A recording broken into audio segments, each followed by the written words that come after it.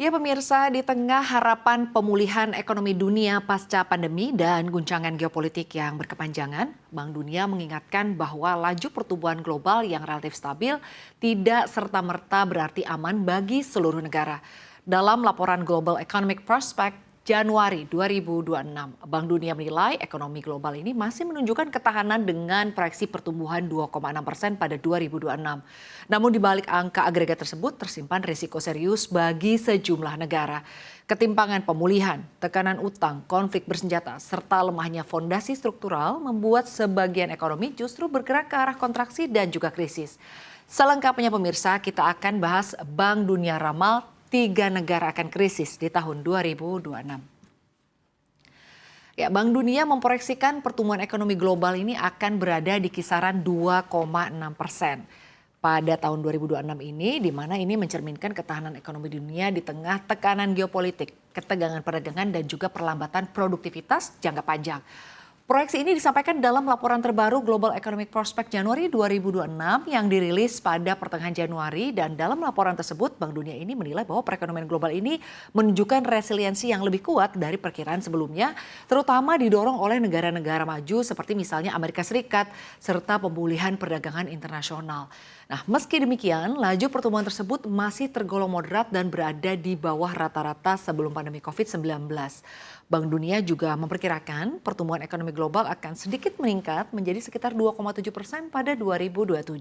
Ini seiring meredahnya tekanan inflasi, stabilitas kebijakan moneter, dan berlanjutnya penyesuaian rantai pasok global.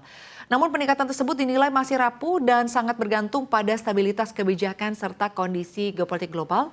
Laporan Reuters mencatat bahwa meskipun dunia menghadapi tarif perdagangan dan juga ketidakpastian kebijakan di sejumlah negara besar, tapi aktivitas ekonomi global ini masih mampu untuk bisa bertahan berkat konsumsi yang relatif kuat dan juga investasi di sektor-sektor tertentu ini masih cukup bergeliat. Nah, namun secara regional, Bank Dunia juga menyoroti ketimpangan pemulihan antara negara maju dan negara berkembang. Kawasan Asia Timur dan juga Pasifik ini diperkirakan tetap menjadi salah satu motor pertumbuhan dunia, sementara sejumlah negara ini yang kalau kita lihat yang utamanya berpendapatan menengah ya, dan juga rendah ini masih menghadapi tekanan fiskal, utang tinggi, serta keterbatasan ruang kebijakan. Bloomberg sendiri melaporkan bahwa Bank Dunia bahkan menaikkan proyeksi pertumbuhan global 2026 dibandingkan estimasi sebelumnya dengan alasan ketahanan ekonomi yang cukup menonjol di tengah berbagai tekanan eksternal. Meski demikian, ada sejumlah negara yang akan menghadapi kontraksi ekonomi signifikan pada tahun 2026. Kita akan bahas di slide berikutnya. Ya, World Bank dalam laporan Global Economic Prospect Januari 2026 memperingatkan bahwa sejumlah negara ini diperkirakan akan menghadapi kontraksi ekonomi yang signifikan pada tahun 2026. Nah, suatu sinyal kuat ya, atau kalau boleh dibilang ini akan ada resiko krisis ekonomi kalau tidak ada kebijakan pemulihan yang cukup efektif. Dalam proyeksi yang dirilis pada 15 Januari 2026, Bank Dunia menyebut Bolivia, Jamaika dan juga Iran sebagai 3 negara utama yang diperkirakan akan mengalami kontraksi ekonomi atau resesi berkelanjutan dalam beberapa tahun mendatang. Ketiga ekonomi ini menunjukkan tekanan struktural yang tajam dari ketergantungan komoditas hingga masalah fiskal dan juga dampak dari bencana alam. Kita lihat yang pertama ya, dari Bolivia. Nah, Bolivia sendiri diprediksi akan mengalami salah satu kontraksi ekonomi terburuk dalam proyeksi Bank Dunia ya pemirsa ya. Ekonomi negara ini mencatat pertumbuhan yang sangat lemah pada tahun 2024. Kalau kita lihat ini hanya berada di 0,7%. Sebelumnya diestimasikan turun menjadi minus 0,5% pada tahun 2025. Nah, laporan terbaru memperkirakan bahwa pertumbuhan ekonomi ini akan semakin negatif mencapai minus bahkan ya ini di tahun 2026. Dan juga ini akan semakin parah sebetulnya di tahun 2027 diperkirakan berada di 1,5% ya minusnya. Nah, ini tentunya ada beberapa hal, jadi artinya jika tekanan struktural seperti misalnya ketergantungan pada ekspor komoditas dan juga volatilitas harga tidak mereda begitu ya.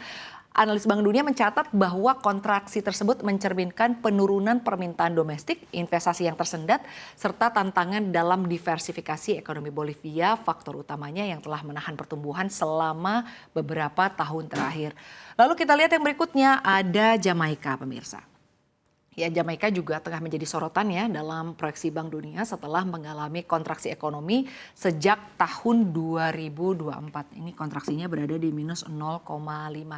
Dan kalau kita lihat begitu, ini sebetulnya tumbuh negatifnya sudah cukup banyak ya kalau dilihat 0,5% pada tahun 2024 dan ini memburuk begitu ya ke minus 1,3% pada tahun 2025. Dan masih akan diperkirakan terus terkontraksi begitu ya pada tahun 2026 diperkirakan akan berada di minus 2,3 dan bahkan di tahun 2027 ini diproyeksikan berada di 3,7% begitu ya. Nah, mengaitkan kinerja ini dengan kendala struktural yang membatasi investasi dan juga produktivitas tentunya ini memberikan dampak besar ya atau dampaknya cukup besar ke bencana alam seperti misalnya badai Melissa yang merusak infrastruktur dan juga memukul sektor utama seperti pariwisata di mana ini adalah salah satu andalan ekonomi Jamaika.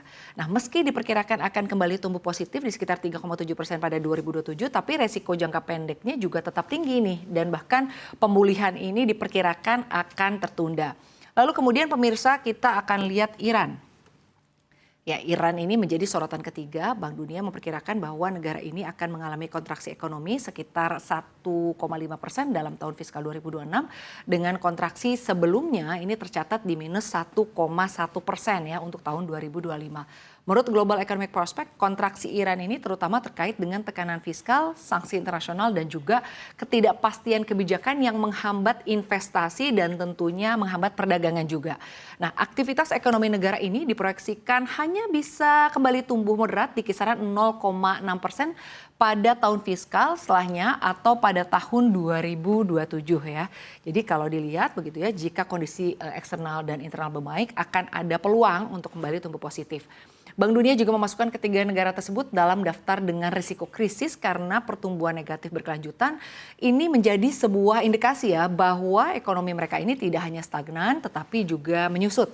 Kontraksi semacam ini bisa berdampak pada penurunan pendapatan per kapita, tingkat pengangguran yang meningkat, serta tekanan fiskal dan juga sosial yang memperburuk kondisi kehidupan masyarakat. Prediksi ini menjadi peringatan bagi pembuat kebijakan di negara-negara yang terkena dampak agar memperkuat upaya reformasi struktural, mendorong investasi yang produktif, lalu juga menciptakan kebijakan fiskal dan moneter yang tentunya mendukung pemulihan berkelanjutan. Lalu bagaimana dengan kondisi ekonomi negara-negara yang berkonflik? Kita akan lihat di slide berikutnya. Ya, ini adalah kondisi ekonomi negara yang sedang berkonflik ya. Kalau kita lihat konflik bersenjata yang berkepanjangan ini memang telah memberikan dampak ekonomi yang sangat berat ya bagi negara-negara yang terlibat secara langsung. Kita sebut saja misalnya Palestina, Rusia dan Ukraina. Ini menunjukkan contoh nyata bagaimana perang dapat menghancurkan kapasitas ekonomi, mendorong kontraksi tajam dan menciptakan tantangan struktural yang cukup panjang. Pertama, kita akan lihat dulu Palestina. Ya, khusus untuk wilayah Gaza dan tepi barat ini tentunya menjadi perhatian. Konflik antara Israel dan juga Hamas telah mendorong ekonomi Palestina ke dalam krisis terdalam dalam sejarahnya, di mana ini sangat jauh melampaui kontraksi pasca konflik sebelumnya.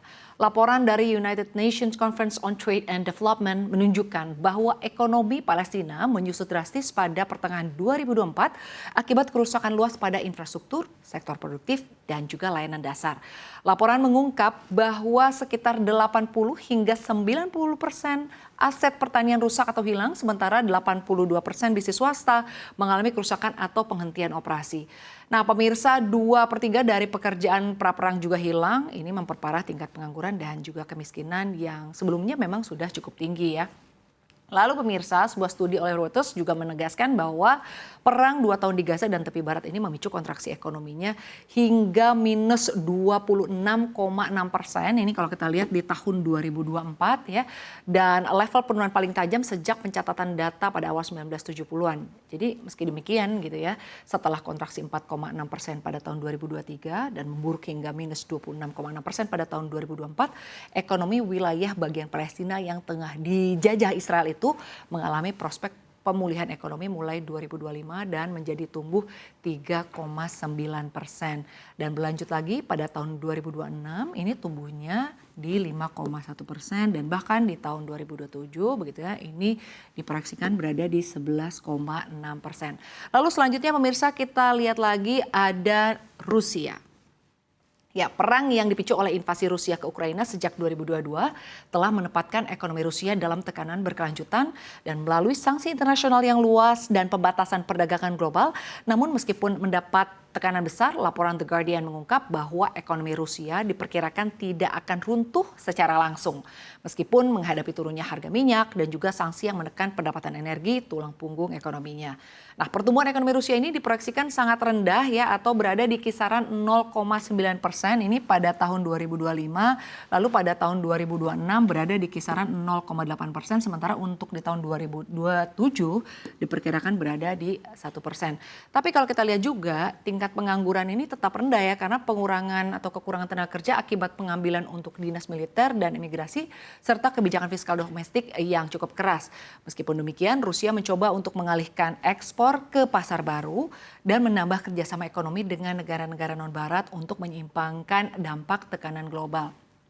Negara selanjutnya yang akan kita bahas juga adalah Ukraina. Ya, ekonomi Ukraina ini telah menjadi salah satu yang paling parah terdampak dalam konflik abad ini.